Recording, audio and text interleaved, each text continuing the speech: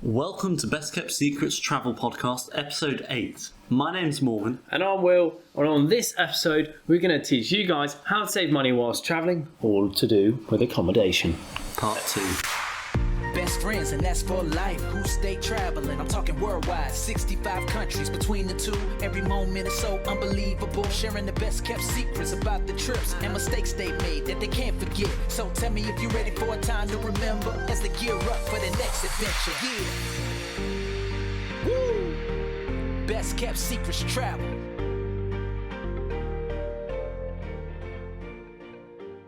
The best way you can support us is by following us on our socials. So that's Best Kept Secrets Travel on podcast, YouTube and TikTok. And on Instagram it's the BKStravel, which is TheBKSTravel.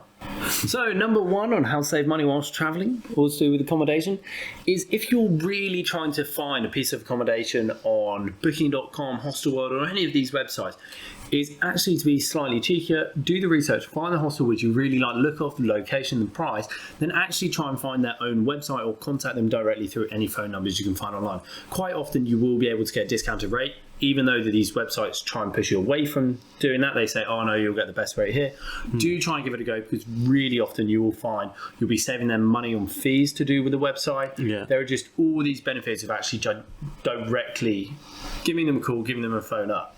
So the sites that we may use are Hostelworld, Booking.com, Lastminute.com, Airbnb is another type. So Airbnb is a bit better when you've got a bigger group of people to split, whereas Hostelworld and hostels in general will be better when you're solo travelling or in a smaller group, because then you can go in these mixed dorms and it's very social and you can meet more people. And that's a very good point, because the larger your group is, the more power you do have in terms of negotiating power, because you say, oh no, but we saw online that it was this much per person, but if we turned up with 10 people, can you give us a discount? And very often they will, because they know that you're not just turning out, you're going to spend money in their bar or their restaurant or any of those things.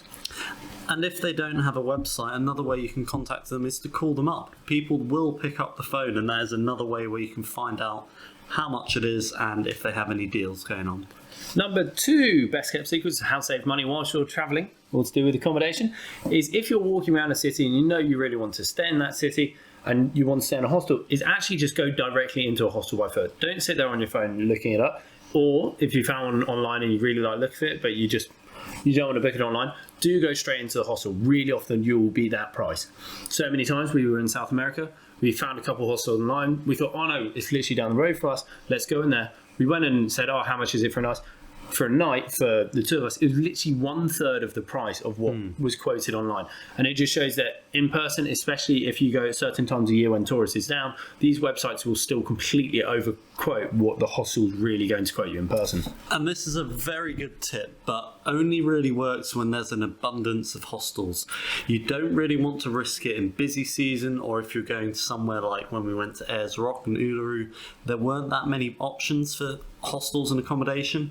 So only use this when you're in a busy place with lots of different options, so you can literally walk around and try them out. And if one fails or is fully booked when you go, it's not the end of the world. You're not sleeping on the street in a foreign country. Another way that you can save money from this point and on turning up is actually by going there and asking the hostel, can I work here? Can I volunteer? Lots of hostels allow volunteers, and I know so many people who travel like this. They basically go to somewhere, they may pay for a few nights and find out they really like the location, really like the hostel, the people and everything around it, and they'll just end up asking to volunteer. And in this you'll be maybe doing a few reception shifts and you'll be taking bar crawls out, so it's a really tough job.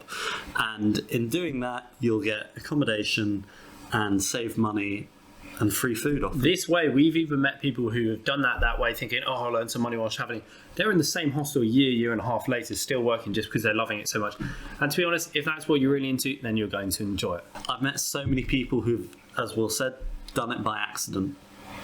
One of my friends, Phoebe, she turned up in a hostel in La Paz, and she turned up and then ended up staying there for something like 3 or 4 months by accident. Well done, Phoebe.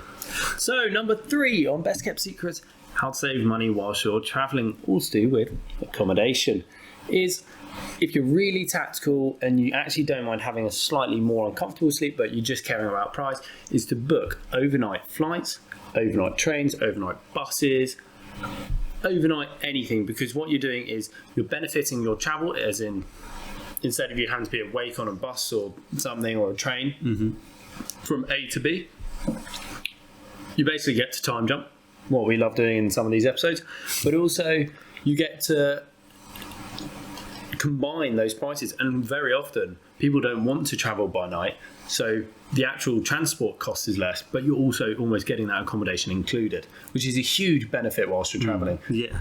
And I know if you're going around Europe, then that's one of the massive perks of if you're interrailing, is actually making sure, oh, I want to end up in this place. Oh, I can just go on a sleeper train for 10 hours or something. So much that time is taken up by that overnight trip. Yeah, so it's very much when the journeys are not like 2 to 3 hours, more in the range of 6 up to 24, quite frankly.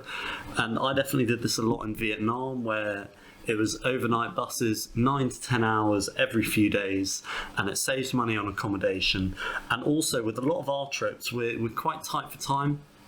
So we did trips in between uni, and I now do trips in between work. And basically having an overnight train, you're taking the travel time out, because it's a night that you are going to not do any activities and just essentially sleep or go out and drink or do whatever.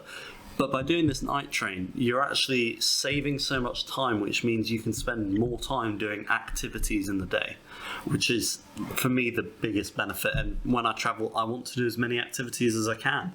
So going out there and having the night trains is definitely the best option. So you're saving money and time.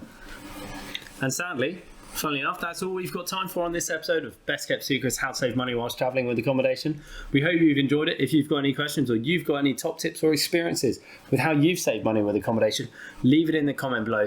Ping us an email or a message on our Instagram. We hope you guys have a wonderful day. Keep booking, keep travelling, and Roll the outro. Yeah, let's make it happen. I hope that you can handle going on adventures, best kept secret travels. Yeah, all over the globe, having fun, you know the deal. Amazing secret locations, hang out with Morgan and Will. Educate and entertain, haggle in the market, sharing their experiences. Time to get it started. Let's go.